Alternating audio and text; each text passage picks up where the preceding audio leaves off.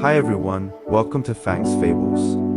Alright, before we dive into today's topic, let me ask you something. Do you think the world we live in is real, or just a simulation? If you've ever watched The Matrix, not The Empire Strikes Back, but I see where the mix-up happened. You know the humans are plugged into a giant machine, living in a simulated reality while their bodies are used as batteries. They think they're living normal lives. But in reality, it's all just a massive shared dream. And even though it's a dream, the consequences feel real. Ever wake up with a random scratch or sore muscles after a nightmare? That's your body reacting to what happened inside the dream. Now, remember the whole red pill versus blue pill moment? Morpheus gives Neo a choice. Take the blue pill, stay in the illusion, and keep living life as usual. Take the red pill, wake up, and see the real world for what it is. We all know what Neo chose. Here a fun fact. Morpheus is actually named after the Greek god of dreams. His whole job is to wake people up from illusions. But waking up isn't instant. Neo doesn't just pop the pill and immediately become a god. He has to struggle, learn, and unlearn everything before finally realizing the world around him is nothing but code. Once he sees through the illusion, he's no longer bound by its rules. Bullet stops them midair with a hand wave. Gravity, nah, he bends it. The world no longer controls him because he understands it's all just a construct. Now here's the wild part. This isn't just science fiction. Thousands of years ago, an ancient Buddhist text, the Diamond Sutra, basically described this exact idea. It straight up says our world is an illusion, and even provides a way to wake up and see reality as it truly is. According to the sutra, if you really get it, you unlock a kind of limitless power, not in a superhero way, but in a complete freedom from fear, suffering, and limitations kind of way. That's why the Diamond Sutra is called the mother of 10,000 sutras. It's considered one of the most powerful and mind-blowing teachings in Buddhism. So, what do you think? Are we all just living in a dream, waiting to wake up? Despite its super Buddhist-sounding name, the Diamond Sutra isn't just about religion. It's actually one of the earliest books of life philosophy ever written. Today, let's talk about where it came from and why it's such a big deal. The full name of the Diamond Sutra is 能断金刚般若波罗蜜多经, yet it is a mouthful. It's a Mahayana Buddhist text, all about deep wisdom, written in ancient India around the 1st century AD. According to Professor Fei Yang, the name Diamond Sutra has two meanings. It can cut through anything. Like lightning dot, it's unbreakable, like a diamond. Basically, when life throws problems at you, the wisdom in the Diamond Sutra helps you cut through them like a lightning strike. And when things go well, it helps you see through the illusion of happiness, so you don't get too attached.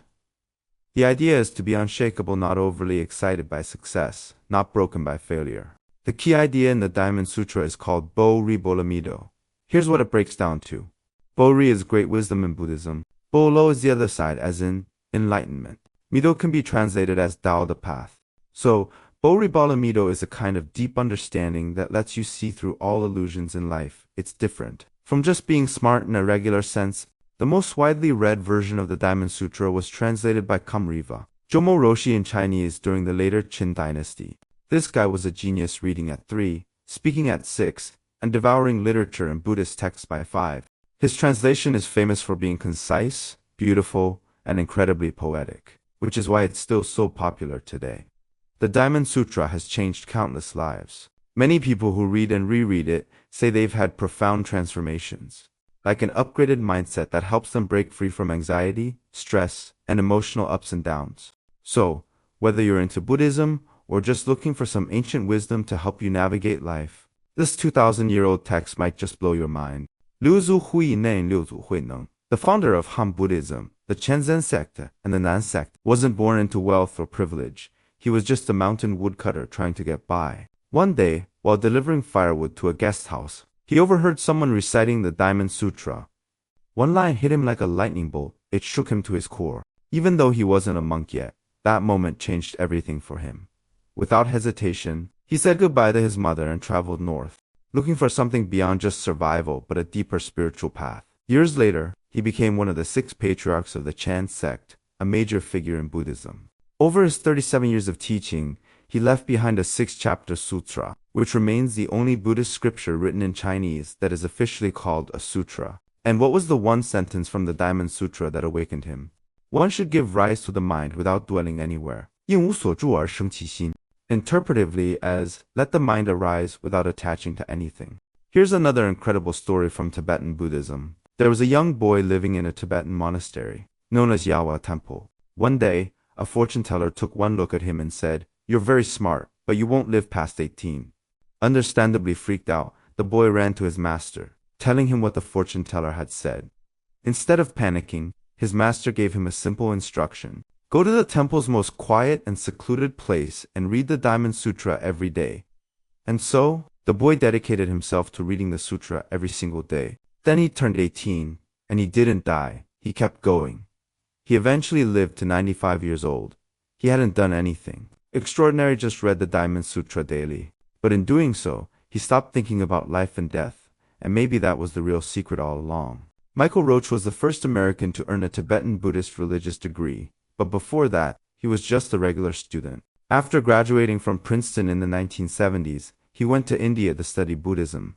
Years later, in 1981, he returned to the US and founded Andon International Diamond Company. By 1998, when he left the company, it had grown into a global business with an annual turnover of over $200 million. In an interview, Michael talked about the moment that changed his life. "I went to school early and graduated college at 20. I had top grades, won tons of academic awards, and was set up for success. But right as I was graduating, both of my parents passed away. Then I lost my brother too. That kind of loss hits hard." Michael started questioning everything. What's the point of all these awards if people just die? What's the meaning of life? He spiraled into darkness, feeling completely lost.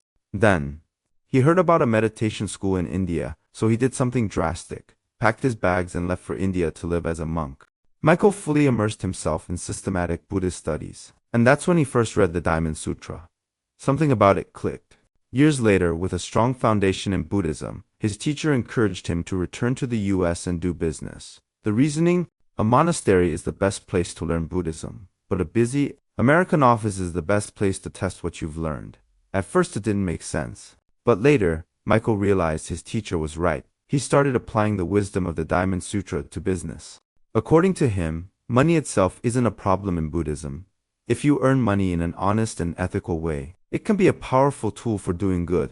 The key is understanding where money comes from, keeping a healthy mindset about wealth, not getting attached to it, part of spiritual practice if done with the right intention. In 2009, Michael turned his business experiences into a book called The Diamond Cutter, originally titled When a Monk Meets a Diamond. It blew up, got translated into 25 languages, and became a must-read for entrepreneurs and business leaders. These stories are just a few of the thousands inspired by the Diamond Sutra, one of the most profound texts in Mahayana Buddhism. Unlike other Buddhist scriptures that focus on rituals and divine praise, the Diamond Sutra is down to earth. It doesn't open with gods or miracles. It starts with an ordinary day. Buddha and his 1,250 disciples were living in a garden in Shravasti. As usual, at lunchtime, they picked up their rice bowls, put on their robes, and went outside. After eating, they washed their bowls, cleaned their garments, sat together, and prepared to listen to Buddha's teaching. That's it. No divine intervention, no cosmic event. Just a normal day where one disciple Saputi asked Buddha a question. Instead of answering directly, Buddha responded with another question. Then another. This back-and-forth Q&A style continued throughout the entire sutra. So, what was the big question? How can one practice to achieve liberation? Buddha's response was mind-blowing. All beings, whether they have form or not, whether they think or not, are already liberated from the cycle of life and death. There is no need to seek liberation, because there is no self to be liberated. Wait, what? That's when Buddha dropped the four forms concept. The self, which is your identity, other people, which is how you define others, living beings, which brings the idea of life and time, existence itself. If you're attached to any of these four illusions, you'll never reach enlightenment.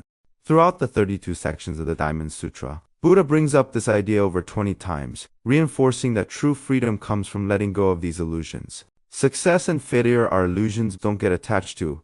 Ether money isn't bad, just don't let it control you. Everything is temporary, including happiness, sadness, and even you. Stop chasing enlightenment because you already have it. The Diamond Sutra isn't just theory, it's a blueprint for freedom. Used by monks, warriors, and even multimillionaire entrepreneurs, the Diamond Sutra breaks down why we get stuck in suffering into four illusions, called the four forms. These are mental attachments that trick us into thinking things are more real and permanent than they actually are. Let's break them down one by one. The first. Self formed the illusion of me. This is the biggest trap, the belief that you exist as a solid, independent self. We cling to an identity. My money, my family, my reputation, my emotions. We get attached to everything that reinforces our sense of self. The problem, none of it is permanent. Your looks, wealth, and status are temporary. Yet we cling to them like they define who we are. This attachment fuels ego, anxiety, and suffering. Second, the human form, the illusion of others. Once you believe in me, you automatically believe in not me, aka other people. Your brain starts creating comparisons. For instance, I'm smarter than him. She's more attractive than me. That person is successful. I'm a failure. This leads to judgment, competition, and division. Society reinforces this. With names, for instance, like I'm Lily, he's Sam. With genders, I'm a woman, he's a man. And with social status, I'm rich, they're poor. These labels make us categorize people, which fuels discrimination, jealousy, and tribalism. Third, sentient beings form the illusion of the world around you. This one extends beyond people. It's our attachment to everything in nature and the physical world, like animals, the plants, the weather, and the seasons. We expect things to stay the same, but everything changes. Flowers wilt, mountains erode, summer turns to winter. Yet we struggle with change. This illusion makes us cling to the past and fear the future. Fourth, the receiver, which has formed the illusion of time and immortality. Humans hate the idea of impermanence, especially when it comes to life and death. We spend our whole lives trying to fight time. These examples are when ancient emperors search for the elixir of immortality, when people have kids to pass on their legacy, and lastly, when Confucianism says not having descendants is the greatest unfilial act. Why? Because deep down, we don't want to disappear. But here's the truth. Nothing lasts forever. Not you, not your bloodline, not even the universe. The four forms are mental illusions that keep us trapped in suffering. Let's review. The self form, which is our ego and attachment to identity. Human form, which leads to comparison and judgment. Sentient beings form what we do, which is clinging to the physical world. Receiver form, which is our fear of impermanence. And death. The Diamond Sutra teaches that real freedom comes when you let go of these illusions. Because when you stop holding on to the idea of self, others, the world, and time, what's left? Peace. The Buddha taught that true liberation comes from letting go of all attachments, including our expectations when we give to others.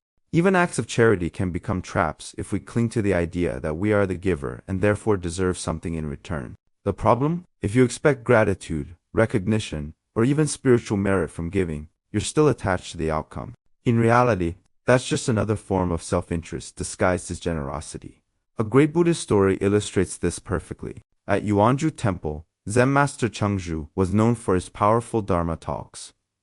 Every time he preached, the temple hall was packed with eager listeners. One day, a wealthy merchant arrived carrying a bag filled with 100 taels of gold.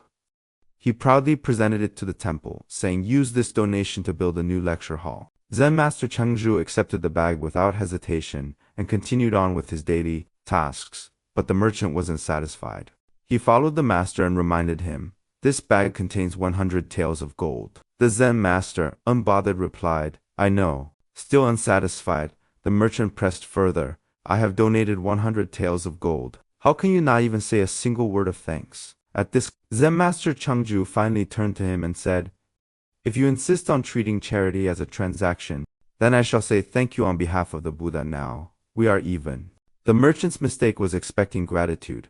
His donation was not truly selfless, it was an exchange, and that's exactly what the Buddha warns against. Giving with attachment. If you donate just to feel proud of yourself, it's ego. If you give expecting praise or recognition, it's ego. If you do good only to build up karma points, it's still ego. True generosity happens when you give without expecting anything in return, not even a simple thank you. According to Buddhism, real charity has 3 levels. Material giving, which means donating food, money, or resources. Emotional giving, which means offering kindness, love, and compassion. Wisdom giving, which means teaching and guiding others without ego. But none of these count as true generosity unless they are done without attachment. The moment we expect something back, even emotional satisfaction, we are no longer giving, but trading. Zen Master Chengzhu's response was a lesson. If your charity comes with expectations, then a simple thank you is all it takes to settle the debt. But if you want to truly give, then do it freely, without attachment. Without ego, just like the Buddha taught. One of the most profound teachings of the Diamond Sutra is the phrase, "Let the mind arise without dwelling upon anything, 因无所住而生其心." At its core, this means we shouldn't get overly attached to results, to forms, or even to the processes we follow. Everything in life should come and go naturally without clinging. A truly pure mind arises when we stop holding on to things. This idea is echoed in chapters 5 and 26 of the Diamond Sutra, where Shakyamuni Buddha reverses the usual roles and questions Subhuti, one of his disciples. Can one recognize the Buddha through external appearance and physical form? Subhuti answers, no. World-honored one, Buddhist scriptures describe the Buddha's perfect appearance, which is 32 major marks and 80 minor characteristics, including long, slender fingers, broad heels, a straight body, and full shoulders. Basically, the idealized version of physical perfection, but in reality, the Buddha has no form. The dignified, beautiful image people see is just an illusion meant to inspire reverence in sentient beings. To drive this point home, Shakyamuni Buddha states, all forms are illusory. If one sees me in forms or seeks me through sounds, that person follows the wrong path and cannot see the Tathagata. Translation. If you think you can find the Buddha by looking at his image or hearing his words, you're already lost. The real Buddha isn't something you can see or hear, it's something you realize within. This idea isn't just theoretical. A famous Zen master from the Tang dynasty, known as Dangsha Tianran, Danxia Tianran, once put this concept to the ultimate test. Dangsha Tianran was a wandering Zen monk who had once practiced in Dangsha Mountain. His most famous act, burning a Buddha statue inside a temple. Here's how it happened. One winter night, Dangsha sought shelter from the freezing cold at Hulin Temple in Luoyang. The temple had no heating, no furnace, just icy wind blowing through its open halls. Shivering, Dangsha noticed a wooden Buddha statue enshrined in the temple. Without hesitation, he grabbed an axe, split the statue into pieces, and set it on fire. The temple monks were horrified. They rushed toward him, shouting, "This is a grave sin. How could you burn a Buddha statue?" Dangsha, calmly warming himself by the fire, responded, "I was just burning it to extract Arkha relics." Now, in Buddhist tradition, Arkha refers to the crystallized remains left behind after the Buddha's body was cremated, sacred relics that devotees revere. The monks, now both furious and confused, snapped back. Absurd. How could a wooden Buddha statue possibly produce Arkha? Without missing a beat, Dangsha delivered the ultimate Zen mic drop. Since it cannot produce Arkha, it is certainly not the true Buddha. If it is not the true Buddha, then what harm is there in burning it? Even non-Buddhists might hesitate before burning a Buddha statue. It just feels wrong. But for a Buddhist monk to do it inside a temple, that was unthinkable. But Dangsha wasn't being disrespectful. He was demonstrating a deep understanding of the Diamond Sutras, specifically the teaching. If one sees all appearances as non-appearances, then one sees the Tathagata. Dangsha understood that Buddha is not a statue, not a form, not an image, it's a state of being. The moment you get attached to an external representation, you lose sight of the real Buddha. He had completely broken through the four attachments, or the four marks, proving that the true Buddha resides in the heart, not in external objects. Most people think of Buddhism as a peaceful, quiet practice. But stories like this show that Zen isn't afraid to challenge deeply held beliefs. The Diamond Sutra tells us that true wisdom comes from letting go even of things we cherish. Want to be enlightened? Then stop chasing external signs of wisdom. Do you want to be free? Then stop clinging to labels, forms, and identities. Do you want to find the Buddha? Then stop looking for him outside yourself. At the end of the day, burning a Buddha statue isn't blasphemy. Mistaking the statue for the Buddha is. Starting in chapter 17 of the Diamond Sutra, Subhuti asks a question that he actually posed way back at the beginning. If there are good men and good women in the world who aspire to attain the highest liberation, how should they maintain their resolve and subdue their deluded thoughts? This time, Shakyamuni Buddha takes his answer even further. Not only must we let go of attachments to appearances marks, but we also need to free ourselves from all dharma, including Buddhist teachings themselves. To illustrate this, Shakyamuni asks, when I attained enlightenment under Dipankara Buddha in the past, did I truly attain a supreme, unsurpassed enlightenment known as Anuttara Samyak Sambodhi? Subhuti replies, no, world-honored one. There was no such supreme, unsurpassed wisdom attained. Wait, what? Even enlightenment itself is an illusion. This is one of the most shocking ideas in the Diamond Sutra. Everything in this world, including wisdom, enlightenment, and the teachings of the Buddha, are illusions. In chapter 13, the Diamond Sutra says, the wisdom of liberation prajpramita, spoken by the Buddha, is not truly the wisdom of liberation. It is merely named the wisdom of liberation, or, to put it in plain language, what we call wisdom of liberation isn't actually wisdom, it's just labeled that way. At first, this might sound like some cryptic wordplay, but this type of phrasing is actually a core structure of the entire Diamond Sutra. Buddha Dharma is not Buddha Dharma. It is merely called Buddha Dharma. The world is not the world. It is merely called the world. This way of speaking is called the three-stage logic of the Diamond Sutra. What's the point of this? The Buddha is telling us that all names, all appearances, all concepts are just illusions. Humanity creates labels and ideas that trap us into thinking things are real when they're actually empty. The idea of a self, it is just a label. The concept of success, it is an illusion. Even Buddhism itself, it is just another construct. If the Diamond Sutra's teaching on non-discrimination tells us how to see everything with equanimity, then three-stage logic tells us why we must do so because everything is a mirage. This can be tough to wrap your head around, so let's break it down. Everything that has form is a cage. Why? Because anything with form, appearance, or a name traps our minds. Let's say you're watching or listening to this video while lying in bed. You look up and see the ceiling. That ceiling is an appearance. Now, imagine you want to fly into the sky but the ceiling stops. That's how appearances trap you. Here's another example. You buy a beautiful new outfit. You love how it looks, but then noops. You spill coffee on it. Now, you feel distressed, annoyed, even angry. Why? Because your heart got attached to the appearance of the clothing. This happens all the time. When someone insults you, the reaction will be that you feel angry. When you lose money, the reaction will be that you feel anxious. If you fail at something, your reaction is that you feel like you've lost value. All of these emotions happen because your mind has been trapped by appearances, names, labels, and expectations. So how do you escape this trap? Going back to our ceiling analogy, if you wanted to physically see the sky, you could just smash through the ceiling with a hammer. That's one way. But Buddhism offers a different, more effortless method. Render the ceiling empty. If you truly understand this, then suddenly the ceiling no longer exists. Your heart is free. This is Project Wisdom Emptiness. The realization that everything in this world arises due to causes and conditions and is ultimately empty. Once you get this, nothing can trap you anymore. For instance, if you are being insulted, take it that words are just sounds, with no real substance. If you happen to lost money, take it that it was never yours to begin with. How about when you are facing failure? Take it that success and failure are just labels, both are empty. The key is to stop clinging to appearances, because when you let go, you become truly free. At the very end of the Diamond Sutra, there's a famous 4-line verse.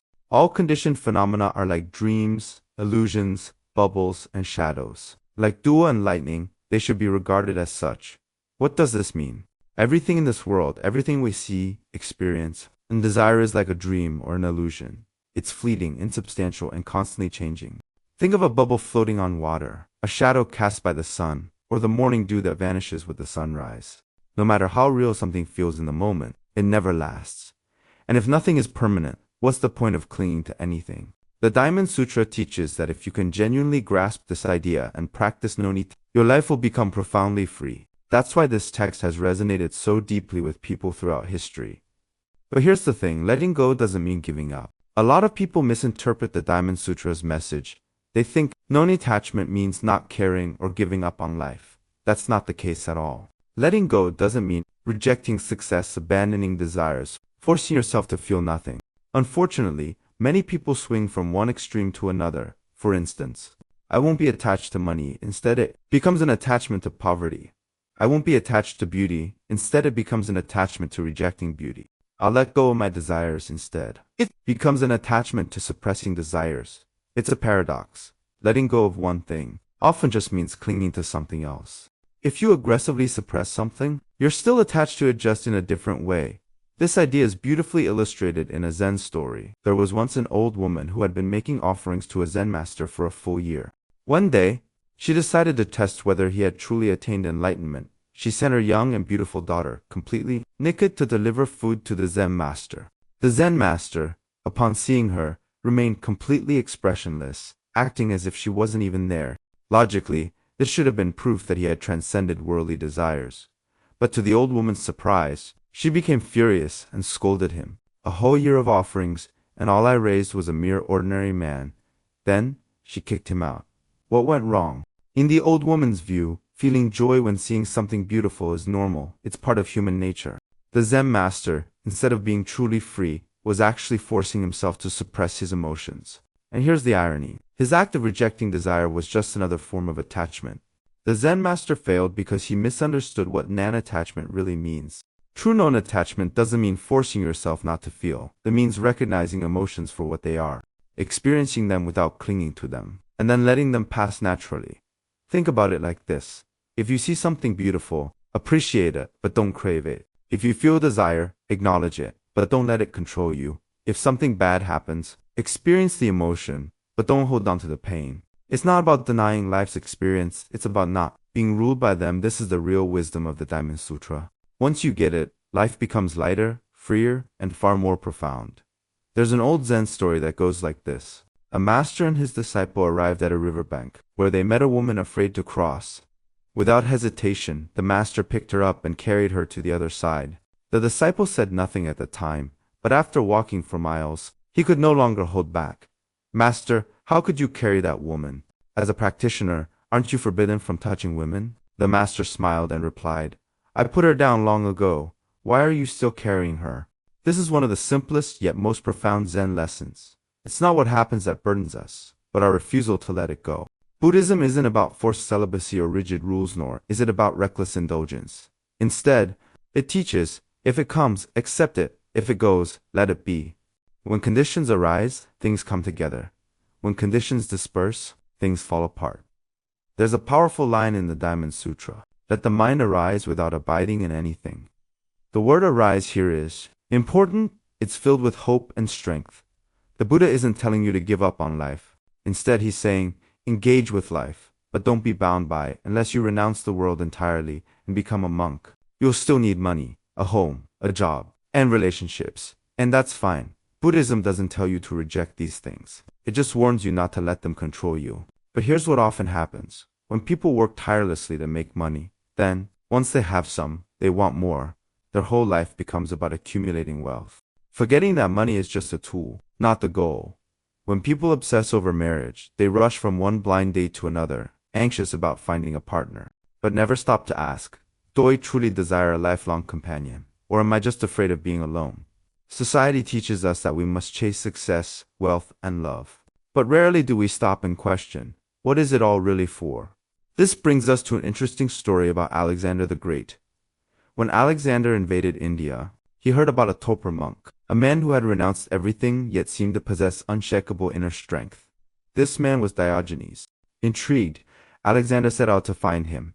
He finally discovered Diogenes lying by a riverbank, basking in the sun.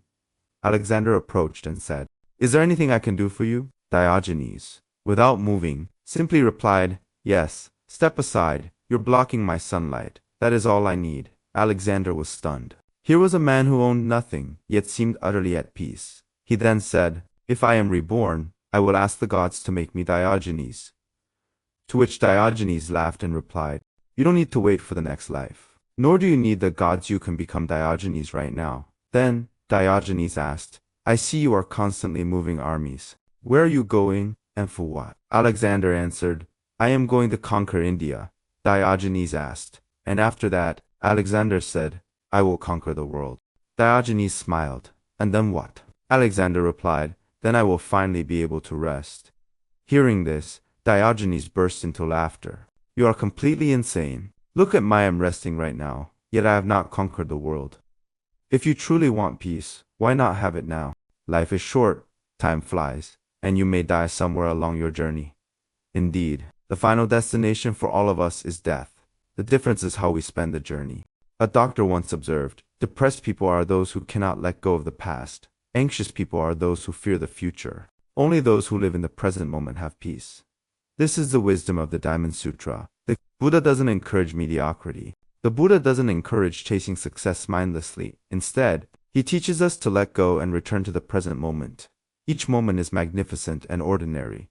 It is also a beginning and an ending. If you truly understand this, you will no longer fear failure. You will no longer fear illness. You will not be terrified of death. You will not feel empty even in success. In every moment, you will experience all the colors of life and, ultimately, the emptiness that underlies it all. When you are no longer anxious or afraid, when you can remain clear and aware, your heart will become as unyielding as a diamond. At that moment, no matter what you do, you will give it your wholehearted devotion. And no matter what the outcome, you will feel deep joy. This is the secret of the Diamond Sutra.